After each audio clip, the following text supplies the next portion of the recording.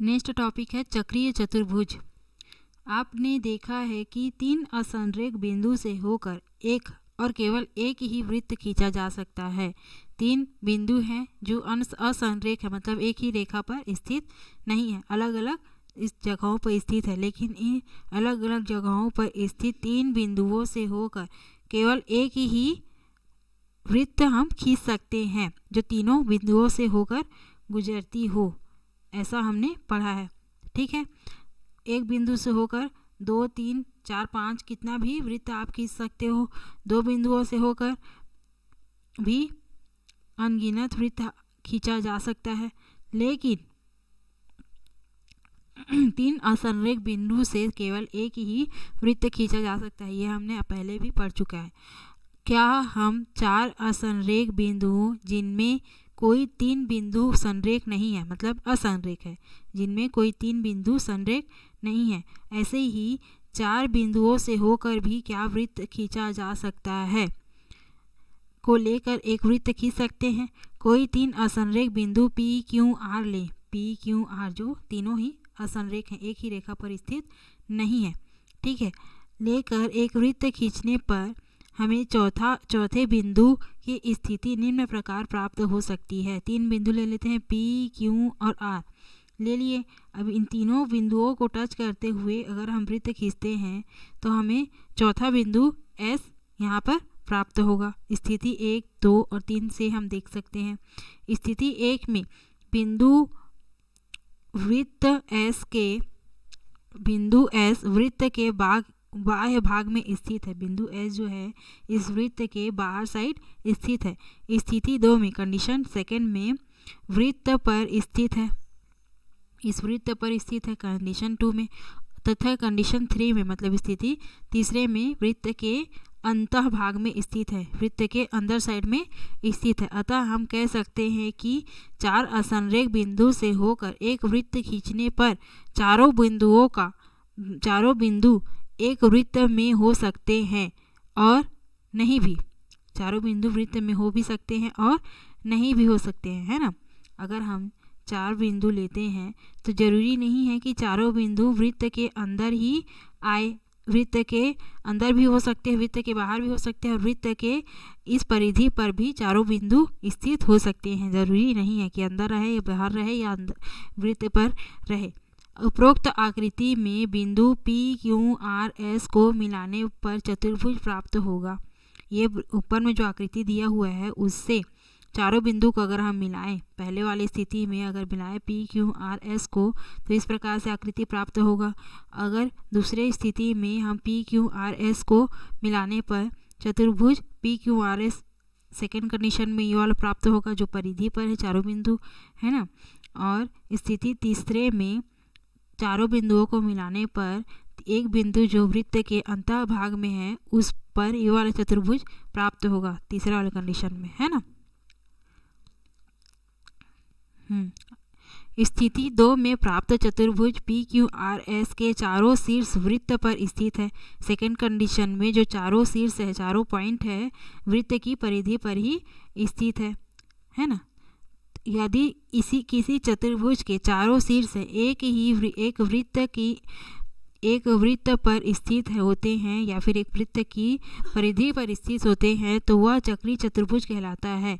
क्या इस चतुर्भुज का कोई विशेष गुण होता है जो अन्य चतुर्भुज में सामान्यतः नहीं होता? करके देखते हैं। किसी भी त्रिज्या का एक वृत्त खींचिए, किसी भी त्रिज्या का एक वृत्त खींच लेते हैं। वृत्त पर कोई 4 बिंदु लेकर चतुर्भुज बनाइए। उनके सम्मुख कोणों को मापकर उनका योगफल ज्ञात कीजिए। आप पाएंगे कि ऐसा चतुर्भुज जिसके चारों शीर्ष एक ही वृत्त पर हो, उनके सम्मुख कोणों का योगफल 180 अंश होते हैं। सम्मुख मतलब आमने सामने के कोणों का योगफल। एक वृत्त है जिसमें 4 पॉइंट है और चारों पॉइंट मिलकर एक चक्रीय चतुर्भुज बना रहे हैं, तो ये कोण, इसके जस्ट सामने वाले कोण, ये P, Q, R, S, तो Q कोण और R कोण, दोनों कोण आपस में मिल करके 180 अंश बनाएंगे। उसी प्रकार से सम्मुख कोण P कोण और कोण S दोनों मिल करके 180 अंश बनाएंगे, आमने सामने के कोड। आइए अब हम उपरोक्त कथन का तार्किक रूप ज्ञात करते हैं। प्रमेय 10। कथन: चक्रीय चतुर्भुज के सम्मुख कोणों का योगफल 180 अंश होता है। इसको प्रूव करके देखते हैं। एक वृत्त दिया गया है जिसमें चक्रीय चतुर्भुज जो वृत्त की परिधियों को स्पर्श करते हुए जाता है, ABCD दिया गया है। ज्ञात है कि ABCD एक चक्रीय चतुर्भुज है। चक्रीय चतुर्भुज इसलिए क्योंकि वृत्त की परिधि पर एक वृत्त के अंदर है और वृत्त पर स्थित है, चारों पॉइंट जो है ना, इसलिए ये चक्रीय चतुर्भुज है। चारों बिंदु वृत्त चतुर्भुज के चारों कोने या चारों शीर्ष वृत्त पर स्थित है, इसलिए ये ABCD एक चक्रीय चतुर्भुज है। ये दिया गया है। बोल रहा है कि इसके सम्मुख कोणों का योगफल 180 अंश होता है। ये हमें सिद्ध करना है। सम्मुख कोण मतलब कि कोण A प्लस कोण C is equal to 180 degree होगा और कोण B प्लस कोण D is equal to 180 degree होगा। दोनों ही 180 अंश के बराबर होंगे। दोनों योगफल, दोनों आमने सामने के कोणों का योगफल 180 अंश होगा। ये हमें सिद्ध करना है। ठीक है, अब रचना करके देखते हैं। रचना: O से A और C को मिलाइए। O मतलब कि वृत्त के केंद्र से A को और C को डॉटेड लाइन द्वारा मिलाया गया है, जैसा कि हम आकृति 70 में देख सकते हैं। उत्पत्ति कथन में, प्रमेय में उत्पत्ति देखते हैं कि कैसे इस कथन को सिद्ध किया जाता है। चाप ABC का केंद्र पर बना कोण, चाप ABC इस आर्क, वृत्त के इस आर्क द्वारा केंद्र पर बना कोण AOC, ये वाला कोण, is equal to 2 into ADC होगा। 2 इंटू ADC केंद्र पर अंतरित कोण, किसी चाप द्वारा केंद्र पर अंतरित कोण उस वृत्त के परिधि के शेष भाग पर किसी बिंदु पर बने कोण का जस्ट 2 गुना होता है। वहाँ से हम कह सकते हैं कि AOC इस परिधि पर बने कोण ADC का जस्ट 2 गुना होगा। तो AOC is equal to 2 into ADC, ऐसा हम लिख सकते हैं। ये समीकरण 1 हो गया। ठीक, अतः अच्छा, चाप CDA ये दीर्घ चाप द्वारा केंद्र पर अंतरित कोण AOC होगा। केंद्र पर बना कोण COA या फिर AOC, बड़ा वाला कोण ये है ना, is equal to 2 into ABC होगा। क्योंकि इस चाप द्वारा केंद्र पर अंतरित कोण इस चाप को छोड़ करके वृत्त के शेष भाग पर किसी बिंदु पर बने शेष भाग या फिर शेष परिधि पर किसी बिंदु पर बने कोण का जस्ट 2 गुना होगा। मतलब कि ABC या मतलब कि AOC is equal to 2 into ABC, वही वाला रूल है। पहले लघु चाप के लिए था, अब दीर्घ चाप के लिए रूल हुआ है ना। तो AOC ये बड़ा वाला जो कोण है केंद्र पर, बड़ा वाला जो कोण है वो केंद्र पर, वो वृत्त की परिधि पर अंतरित कोण का जस्ट 2 गुना, वृत्त की परिधि पर जो बना वाला कोण है वो केंद्र पर अंतरित कोण के जस्ट 2 गुना होगा, है ना। तो केंद्र पर अंतरित कोण कौन है? AOC या फिर COA बोल सकते हैं इस बार के लिए, है ना। और is equal to 2 into ABC, ये हो गया समीकरण 2। ये हम 2 समीकरण प्राप्त किए प्रमेय नंबर 7 से, है ना।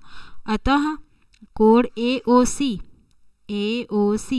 Plus COA is equal to 360 degree होता है। वृत्त पर पूरा कोण कितना होता है? 360 अंश का होता है। तो ये कोण और ये कोण, केंद्र पर जो अंतरित 2 कोण हैं, उन दोनों कोणों को का योगफल बराबर समीकरण 1 और समीकरण 2 को अगर जोड़े हम तो दोनों कोणों का योगफल इन दोनों कोणों का योगफल के बराबर होगा। समीकरण 1 और 2 को जोड़ने पर 2 इंटू कोण ADC प्लस कोण ABC कह सकते हैं। अब हमें पता है कि इस पूरा वृत्त का कोण कितना होता है? टोटल 360 होता है, 360, है ना। इज इक्वल टू 2 इंटू कोण ADC प्लस ABC, कोण ABC या फिर कोण D और कोण B भी लिखा जा सकता है। ठीक है, 2 को इसका अपान में लेके जाते हैं 360 के, तो कितना आ गया? कोण B प्लस कोड डी इज इक्वल टू 360/2, 2 1 कम 2, 2 8 16 शून्य, तो कोड बी प्लस कोड D is equal to 180 degree. ये तो लाना था, कोड बी प्लस कोड D is equal to 180 degree लाना था। चतुर्भुज ए बी सी डी में कोड ए प्लस कोड बी प्लस कोड सी प्लस कोड डी इज इक्वल टू 360। हमें पता है कि चतुर्भुज के अंतः कोणों का योगफल कितना होता है, 360 अंश होता है, जिसमें कोड बी प्लस कोड डी 180 डिग्री आया है। अतः कोड ए प्लस कोड C plus 180 is equal to 360 लिख सकते हैं। अब 180 को इस तरफ लेके आए तो 360 से माइनस हो जाएगा, 360 minus 180 is equal to A plus C, कोड ए प्लस कोड C is equal to 180 degree होगा। अतः हम कह सकते हैं कि चक्रीय चतुर्भुज के समूह कोणों का योगफल 180 अंश होता है। ये कोड ए प्लस कोड डी कोड ए प्लस कोड सी और इज इक्वल टू 180 और कोड बी प्लस कोड डी इज इक्वल टू 180, यही हमें लाना था। यही सिद्ध हुआ लिख सकते हैं, या फिर हैंस प्रूव्ड लिखा जा सकता है। ठीक है, हमें योगफल 180 अंश होता है। समूह कोणों का योगफल, चक्रीय चतुर्भुज के समूह कोणों का योगफल 180 अंश होता है। ये हमने अभी अभी सिद्ध किया। क्या इस कथन का विलोम भी सत्य है? यदि हाँ, यदि किसी चतुर्भुज के समूह कोणों का योगफल समूह कोणों के किसी एक युग्म का योगफल, किसी भी एक युग्म का, चाहे समूह कोण कोड ए प्लस कोड सी या फिर कोड बी प्लस कोड डी, किसी भी एक युग्म का योगफल 180 अंश हो तो चतुर्भुज चक्रीय चतुर्भुज होता है। अर्थात चतुर्भुज के चारों शीर्ष से होकर एक वृत्त खींचा जा सकता है। पहले हमने वृत्त खींचा था, उस पर 4 बिंदु लेकर के हमने चक्रीय चतुर्भुज बनाया था। अब अगर कोई चक्रीय चतुर्भुज के सम्मुख कोणों का योगफल 180 अंश होता है तो उस चक्रीय चतुर्भुज के शीर्षों को मिलाकर हम एक वृत्त खींच सकते हैं। ये उसका विलोम हो गया। ठीक है, उदाहरण 13, इसी पर आधारित कुछ उदाहरण दिए हुए हैं चक्रीय चतुर्भुज के पर आधारित। दी गई आकृति 71 में, आकृति नंबर 71 में x का मान ज्ञात कीजिए।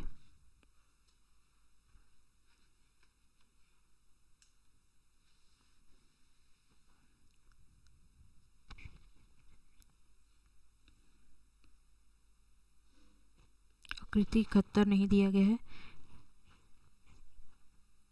इस प्रकार से है आकृति।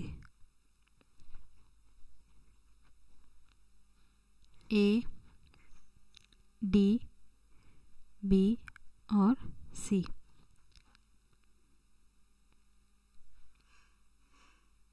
बी,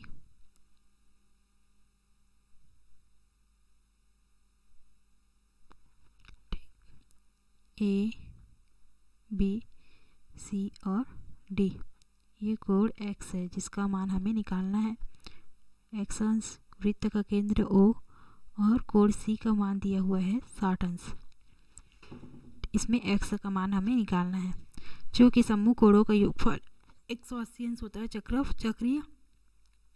चक्रीय चतुर्भुज में, अतः कोड A प्लस कोड D कोड C इज इक्वल टू 180 अंश लिखा जा सकता है। कोड A कितना है, x अंश, कोड C कितना है 60 अंश इज इक्वल टू 180। तो x अंश इज इक्वल टू 180 माइनस 60, क्या लिखा जा सकता है, 180 में 60 माइनस हुआ तो 120 डिग्री। x अंश का मान कितना आ गया, 120 अंश होगा, क्योंकि चक्रीय चतुर्भुज के सम्मुख कोणों का योगफल 180 अंश होता है। वहाँ से हमने code A plus code C प्राप्त किया। उदाहरण 14 दिया गया है। दी गई आकृति 72 में x का मान ज्ञात कीजिए। एक और आकृति दी गई है।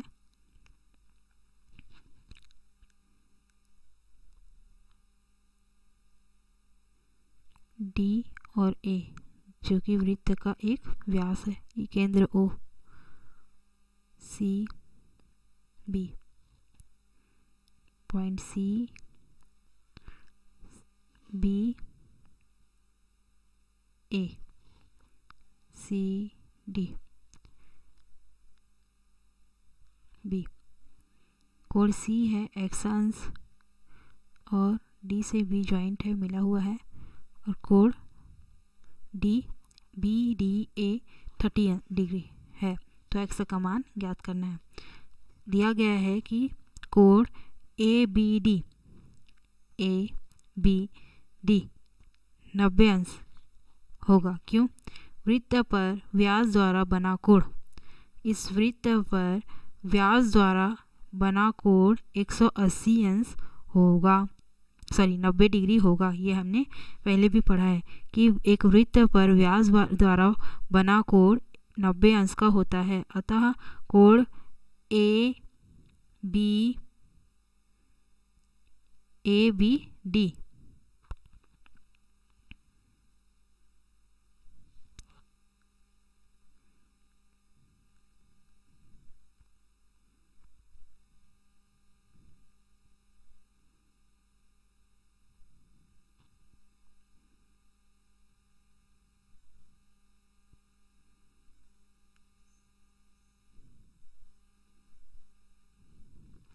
कोण ABD कितना होगा?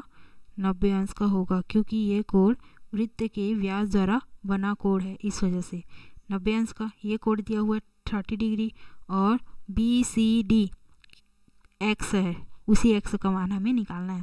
तो त्रिभुज ABD में एक कोण पता है कोण ABD, दूसरा कोण पता है ADB, तो तीसरा कोण हम आसानी से निकाल सकते हैं, क्योंकि कोणों का योग, एक त्रिभुज में कोणों का योगफल कितना होता है? 180 अंश होता है ना। तो कोण ABD प्लस कोण BDA प्लस कोण DBAD या फिर DAB is equal to 180 degree होगा। दोनों कोणों का मान पता है, 90 अंश और 30 अंश, तो कोण DAB नहीं मिल जाएगा। 90 प्लस 30 कितना हो गया? 120। 180 माइनस 120 इज इक्वल टू 60, तो कोण DAB ये वाला कोण कितना हो गया? 60 अंश का हो गया। अब चक्रीय चतुर्भुज दिख रहा है ABCD, कोण A का मान मिला 60 अंश, तो इसके जस्ट सामने वाला कोण कितना का होगा? दोनों ही का योग कितना होता है? 180 अंश होता है। तो कोण A प्लस कोण C is equal to 180 degree. कोण A का मान मिला है अभी भी 60 अंश प्लस कोण C कितना दिया हुआ है? x, इसी x का मान निकालना है हमें। x अंश is equal to 180 minus 60, x अंश इज इक्वल टू 120 डिग्री होगा। इस कोण का मान कितना आएगा? 120 डिग्री। कोण C का मान, चक्रीय चतुर्भुज में कोण C is equal to 120 degree होगा। इसी प्रकार से उदाहरण 15 दिया हुआ है। एक त्रिभुज ABC में भुजा BC पर बिंदु P इस प्रकार स्थित है कि AB बराबर है AP के, AB बराबर है AP के। एक त्रिभुज है ABC, इस त्रिभुज में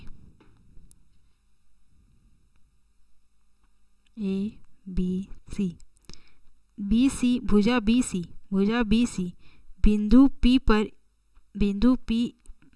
बिंदु P इस प्रकार स्थित है कि AB बराबर है AP, AB बराबर है AP के। बिंदु A और C से क्रमशः बिंदु A और C से क्रमशः BC और PA के समांतर रेखाएं खींचे जो बिंदु D पर मिले, के समांतर रेखाएं खींचे जो बिंदु D पर मिले। देखिए आकृति 73, सिद्ध कीजिए कि ABCD एक चक्रीय चतुर्भुज है। हल। त्रिभुज ABP में AB बराबर है AP के, AB बराबर है AP के। ABP में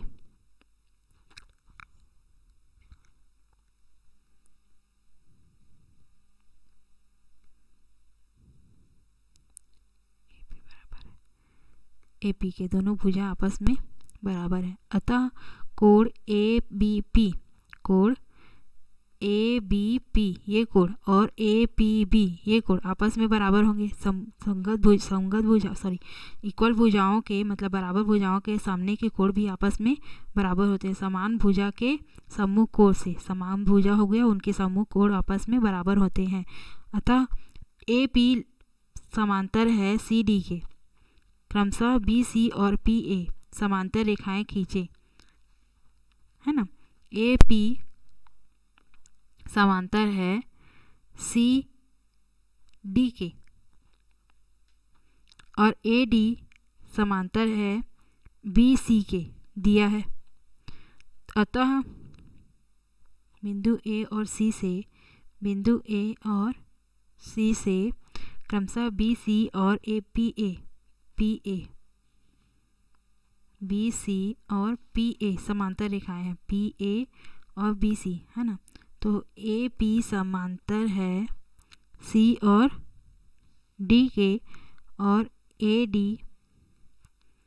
समांतर है BC के। तो अतः APCD एक समांतर चतुर्भुज होगा। APC और D एक समांतर चतुर्भुज होगा। कोण APC इज इक्वल टू कोण ADC समांतर चतुर्भुज है। अतः दोनों असंगत भुजाओं का आपस में समांतर चतुर्भुज के सम्मुख कोण आपस में बराबर होते हैं। अतः सम्मुख कोणों का योगफल तो 180 अंश होता है, लेकिन दोनों कोण आपस में 90 डिग्री के होंगे सम्मुख समांतर चतुर्भुज के सम्मुख कोण से। ठीक है, चूँकि कोण APB प्लस कोण APC दोनों को अगर जोड़े हम तो 180 डिग्री होगा रेखीय युग्म अभिग्रित से। तो कोण APB इज इक्वल टू कोण ADC is equal to 180 degree. अब कोण APB इज इक्वल टू कोण APB और कोण APC is equal to ADB किसी चतुर्भुज के सम्मुख कोणों के किसी एक युग्म का योग 180 अंश हो तो चतुर्भुज चक्री चतुर्भुज होता है। यह हमें सिद्ध करना था। उसके बाद प्रश्नावली 4 को हम नेक्स्ट वीडियो से बनाएंगे।